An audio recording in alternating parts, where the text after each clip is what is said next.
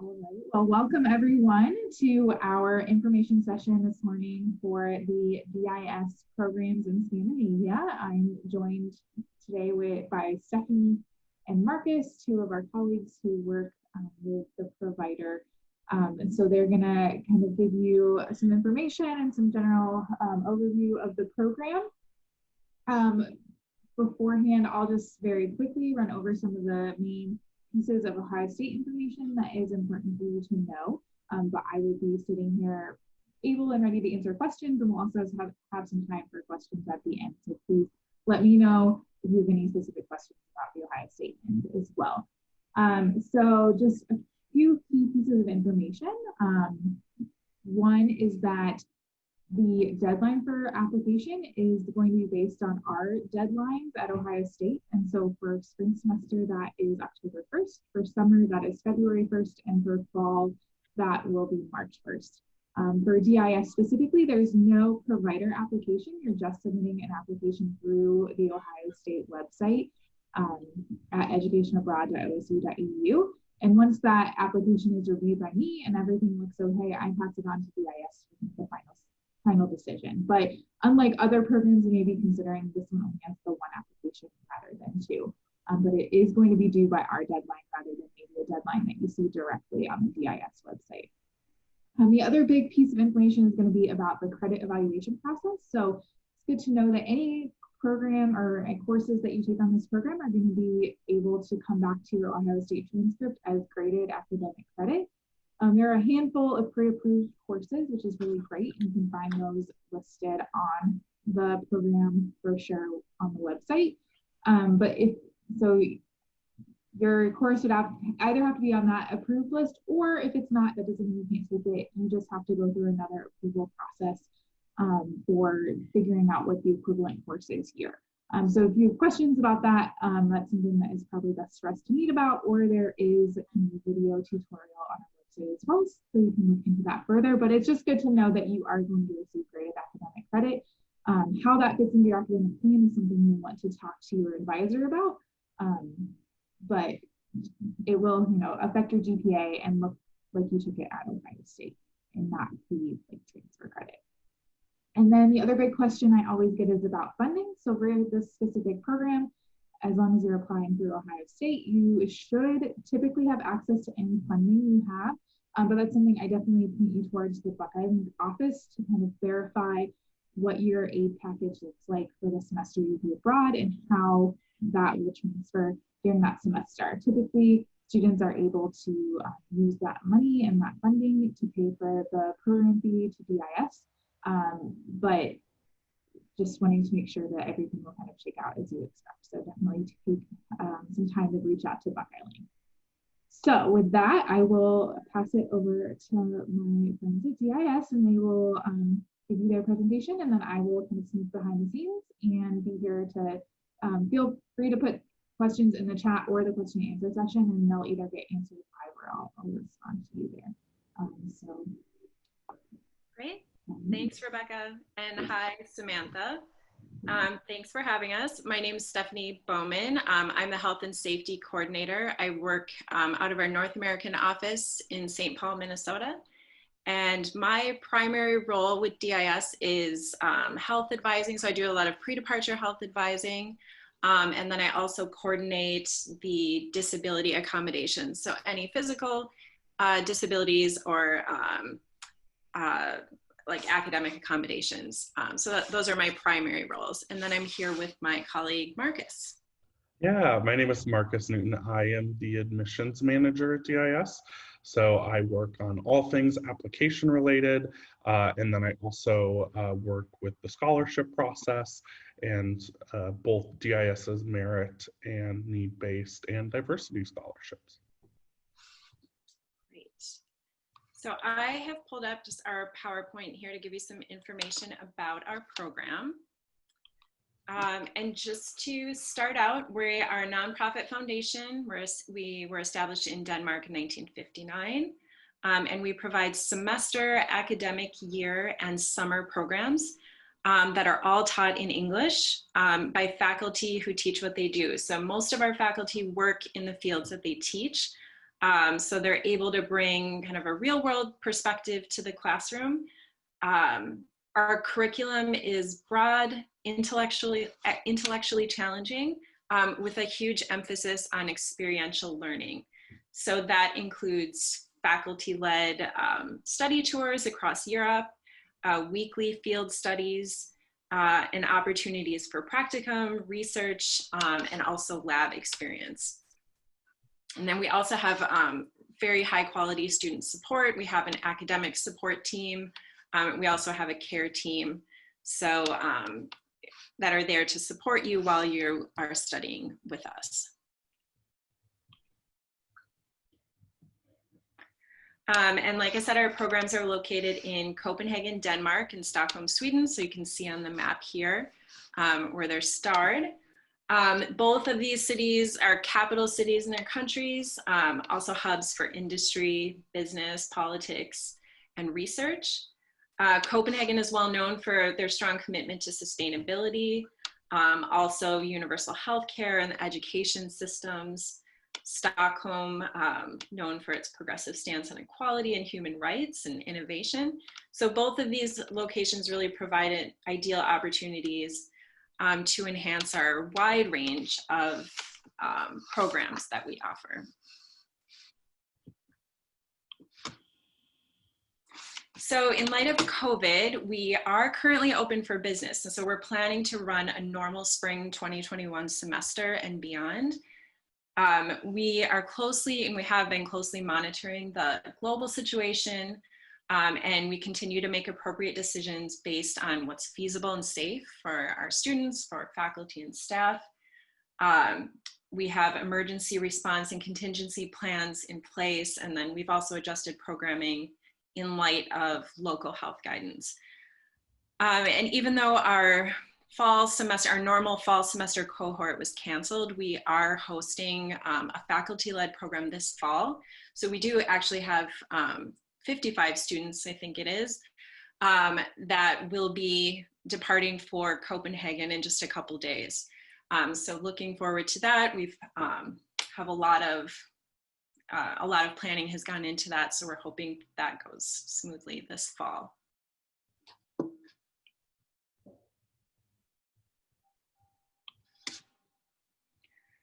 These are some of our disciplines to choose from. We have a wide range of disciplines. There's 27 academic programs, or what we call core courses, in Copenhagen and 9 in Stockholm, along with over 250 upper level courses between the two locations. So the way it works at DIS is you choose one core course, which is much like your major. Your study tours will happen with that core course. So you'll be traveling with your faculty and other students in your class. So that's the group of people that you'll get to know the most. And then in addition to that core course, you'll choose 3 to 4 electives.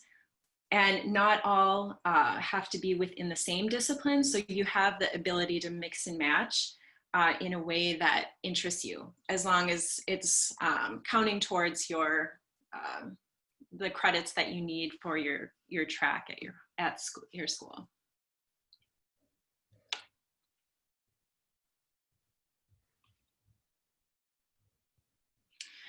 And we also have summer sessions. They work a little bit differently. We have multiple sessions where you take one class per session. And then, except for session 1, each of our summer sessions has a week-long study tour. So there'd be 4 weeks with the week-long study tour, 3 to 4 weeks, sorry.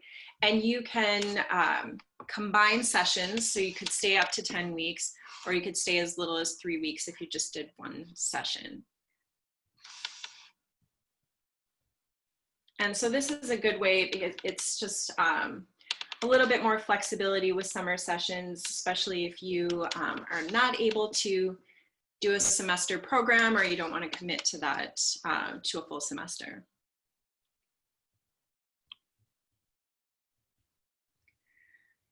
So this is just a little timeline. You choose, if you do decide to study abroad with DIS, you choose either the semester or summer term. And then, like I said, you would pick one core course. or a summer session. And then of course with the core courses, you would pick additional electives along with that. Oh, yeah. My computer just like skipped over. And okay, I'm sorry, Marcus, were you gonna say something?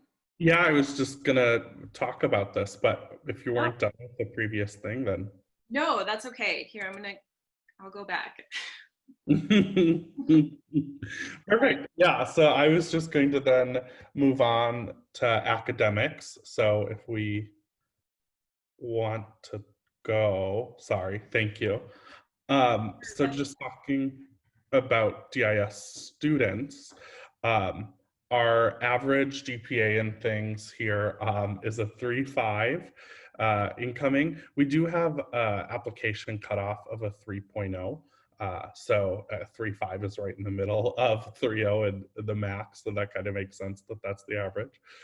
We have students from all across the country and from many, many types of institutions. So there will be other students from the Big Ten. You can keep up those rivalries if you would like. We get quite a few from Madison. We're located in Minnesota, actually right by the U of M, our North American office, and things like that. And then we also have some schools in Canada that are represented.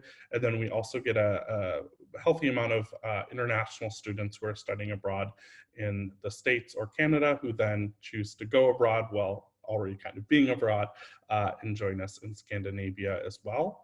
A majority of our students, especially for semester programs, are in their junior year of college.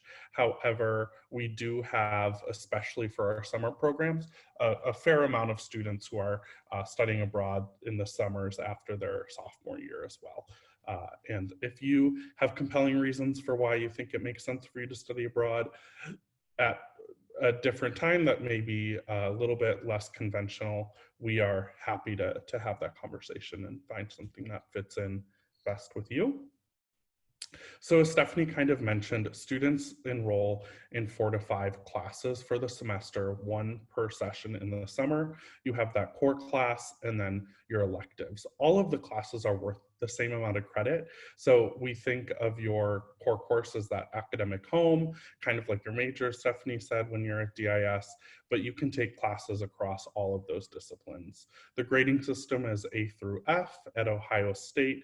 It does transfer or come in as Ohio State credit if you apply through Ohio State, and does count towards your GPA and those sorts of things. And it doesn't look like transfer credit, so that's something to keep in mind. Class sizes average 20 to 24.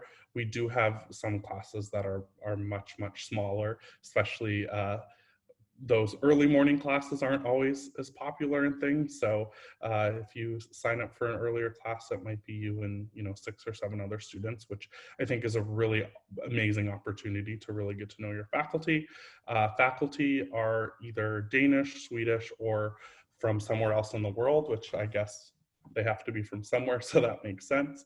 But a lot of our faculty are from Denmark or Sweden, and all of them are currently living in those countries, with the exception of a few visiting faculty who are kind of experiencing the semester with you. They bring a lot of local context, and I think what's really exciting about them is they all teach what they do. So for example, in our medical practice and policy program, all of our faculty are medical doctors in Stockholm or Copenhagen. So they really have a lot of connections and they really know the area well and can really bring a different context to that. And then, as we keep alluding to, there are research opportunities available, as we'll chat about a little bit more. So field studies, so we kind of have 3 site-specific parts of each course. We have a field study, a short study tour, and a long study tour. So every class that you take at DIS would have field study components as part of it. So in the summer, it works a little bit differently, but your class would have field studies, but because you're only taking 1 class, the faculty has a little bit more flexibility about when they do those. During the semester, they happen on Wednesdays, so you could possibly have 1 field study in the morning and 1 in the afternoon every Wednesday, and that is time to go out in the city or spend a lot of time in depth about a certain topic in the classroom. So most of the time you're going out and about. There's some examples there on the slide.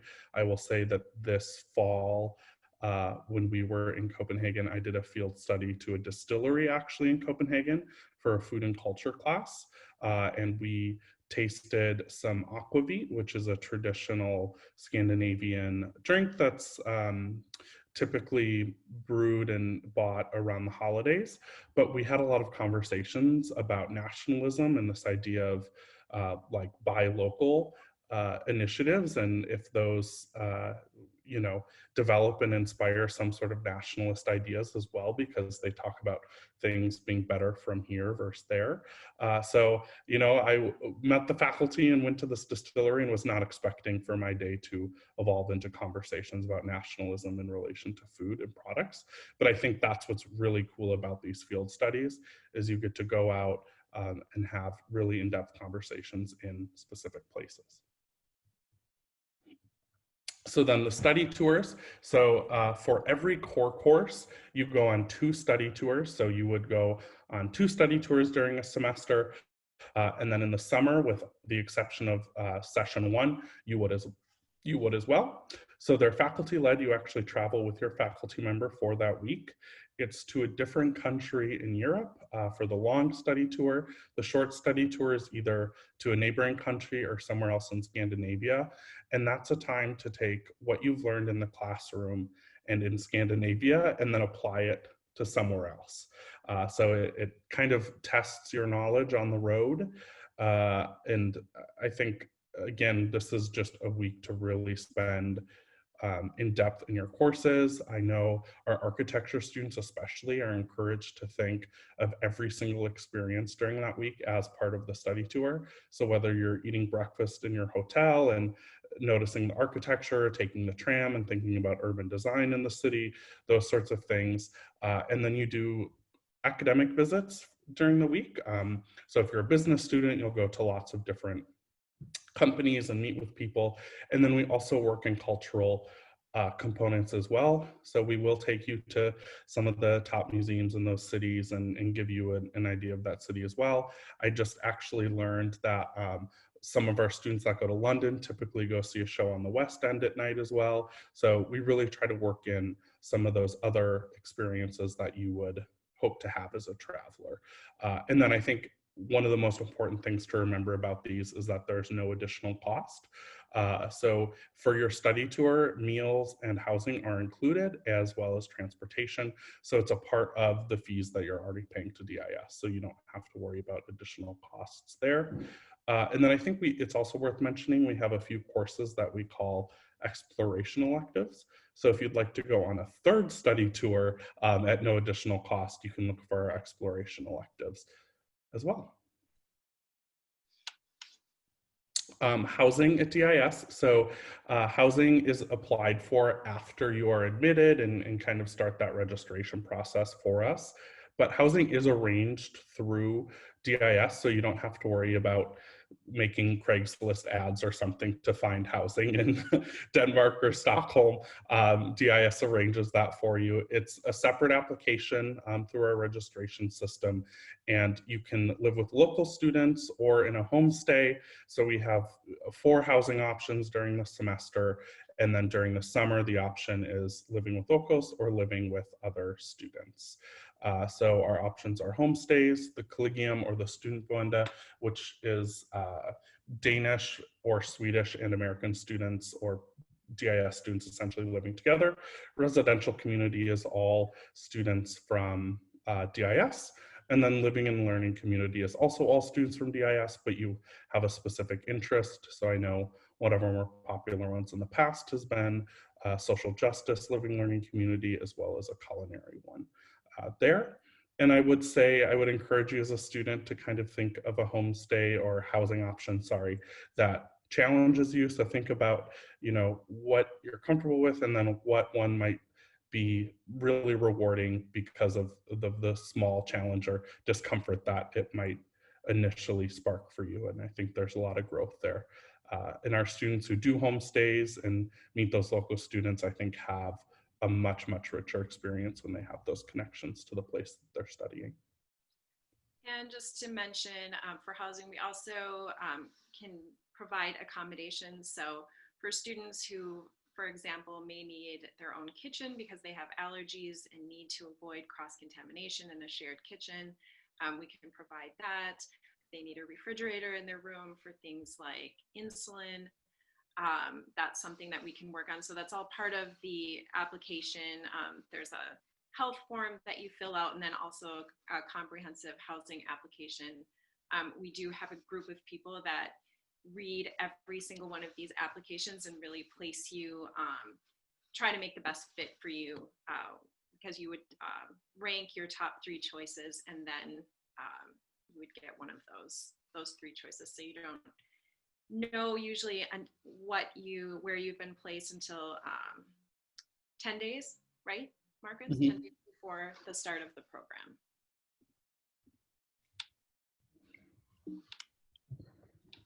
Yeah, great. And then those lab and research opportunities that we've hinted at here, just highlighting some of them. So you can do a research assistantship as part of your semester program here, and that can be 3 or 6 credits. And we also have summer research assistant positions. So that's working with faculty on research that they're doing. We have had students in the past get published as part of that. So obviously can't guarantee that, but they are involved in some pretty interesting and high level research.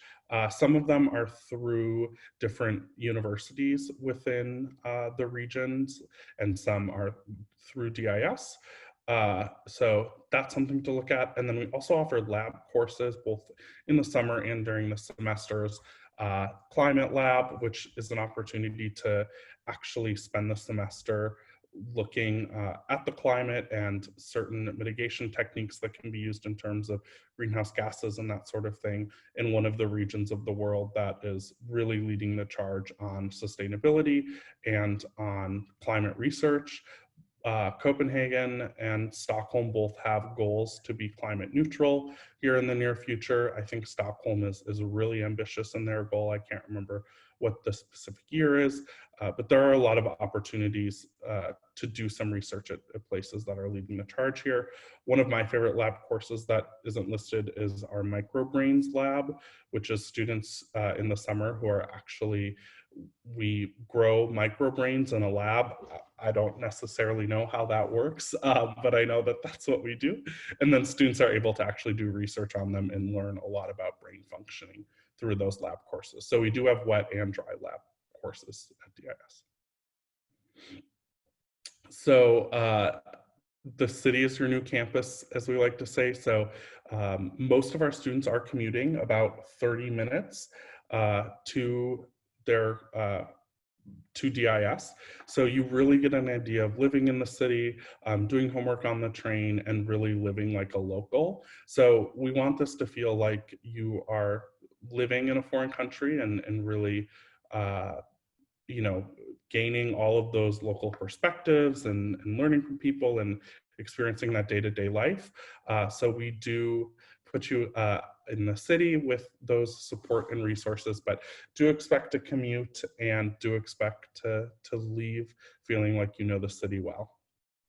And I think it's also important just to say that, you know, it's not, we don't have a traditional campus in the way that you are probably used to. You probably have like a fitness center, a place to buy food and things like on campus, close to your dorm or where you're living.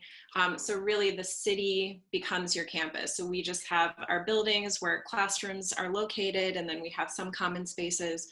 But other than that, it's really, you're just off then in the city. So it's a culturally immersive experience. Yeah. And you'll use, as Stephanie's mentioning, you'll use the local infrastructure for everything, which is great. And this is just showing a map of Stockholm. So the same, just so you get a sense of where it's located. A unique thing about Stockholm is you might have to take a ferry. So there's like Marcus was saying, you'll be utilizing public transportation. no matter where you are. So that can be expected. And I think we went over this. And some commutes are longer than others, but all of the public transportation in both Copenhagen and Stockholm is very user-friendly, easy to navigate, it's dependable. So it's not a stressful component. So yeah, talking a little bit about student life, European universities and things work quite a bit differently. So in fact, when we were talking about student boende and things where students are living, Danish and Swedish students are living with our students, that's because universities don't provide housing. So students live in shared housing throughout the city for students, which is, you'd be living there as a student at DIS. So it's similar actually with all of their extracurriculars and things. So there aren't necessarily, University of Copenhagen basketball teams or something like that, but there are citywide opportunities for students to join. So we do have a fair at the beginning of every semester where you can go and learn from local groups, local intramurals. We have students every semester who will play basketball, who will join the soccer teams, all of those sorts of things. You can pursue hobbies abroad. And really find different local groups to be involved in.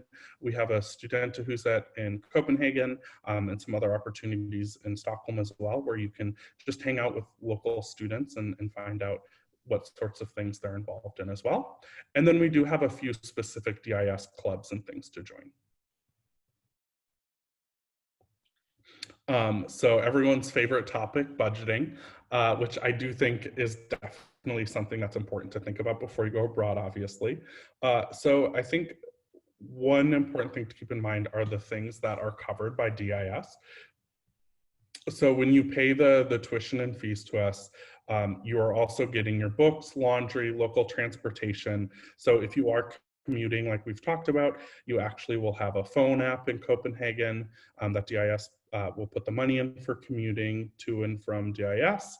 And then in Stockholm, we have a similar setup there. Health insurance, study tours, $600 food stipend, except for a homestay because your meals are provided there. And then furnished room and kitchen, including linen sheets, towels, those sorts of things. And this is not exhaustive. I think it's worth mentioning the food stipend does not apply to summer students. So keep that in mind. That $600 for some students does last the whole semester, and for other students it lasts shorter. It just depends on your eating and purchasing habits, what types of food you buy, what grocery stores you go to, and DIS is very happy to help you kind of navigate the grocery store scene and figure out the affordability factors of them and what you should be looking for there as well. And then I would say too that before you go abroad, it's great to kind of make a budget, think about that. For students who plan to do some regional travel while they're there and that sort of thing, that will be a little bit more expensive. Students who don't obviously won't be spending that money. So just kind of think about how you plan to spend your time abroad and then what costs would be incurred. And then on that same note, we really encourage you to spend as much time as you can really in the cities. You have those study tours to go out and explore other places in Europe. I know it's very tempting when you feel like, a whole new continent is at your fingertips. But we really think, that living in a foreign country for a semester or spending 4 weeks there in the summer is something most people don't do more than once in their life. So really taking an opportunity to get to know the place that you're studying. And just about the food stipend, it's not meant to cover all your food costs. It's meant to just offset the costs. So like Marcus said, it can sometimes stretch for a full semester if you're very frugal, or it might just, help offset the cost. And you can find information. We encourage you to go to our website because you can get some information about the cost of living in both of the cities, just to get an idea of what to expect as far as budgeting. And then I just like to say a little about health insurance because that is one area that I focus on. You are covered completely in Stockholm and in Copenhagen. The difference in Copenhagen is that you're also covered by the national healthcare system. So once, because you have a student visa, you will end up getting what's called a CPR number, and that's just your, it's kind of like a social security number once you're in Copenhagen. And then you would be assigned a clinic where you would, you could see a doctor if you were to get sick or needed some other type of healthcare. And then in Stockholm, it's not the same, but you are still covered under DIS. And I am happy to answer any other questions about that if you have any. Thank you. Yes, great point on the stipend. Thank you. We don't want you to be eating like 2 leaves of spinach every day because you thought it could for sure make it. So talking a little bit about the application for DIS. So 3 semesters completed at the time of application. So students do typically come to us again, second semester of sophomore year or later. Core course prerequisites and elective prerequisites, but specifically you can't be admitted if you aren't eligible for the core course you applied for because you're admitted directly to that. All of those prerequisites can be found on our website, and I manage the process there. So if you have any questions, feel free to reach out. An application essay demonstrating intellectual maturity and things like that, that might be a little bit different for the Ohio State application. So you'll want to work with your home campus to figure out exactly what's included on the application. But to my knowledge, they adhere to the same admission criteria in terms of GPA and things there. But Rebecca could confirm. So what's next? So I would encourage you to meet with your major advisor, study abroad office, all of those things. And then because both Stephanie and I are here, we're happy to drop our emails into the chat for you as well. And you can, of course, reach out at any time with any questions. But yeah, I just encourage you to keep researching your abroad opportunities and thinking about what you hope to gain, and stay in contact with DIS for sure. And I will put a plug in for our social media. They're doing a lot right now, and also because we have students on campus soon, you'll be able to see, I think, firsthand the opportunities there. So feel free to follow us as well.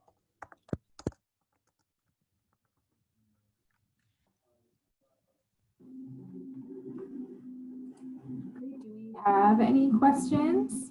I'll add my information in the chat as well.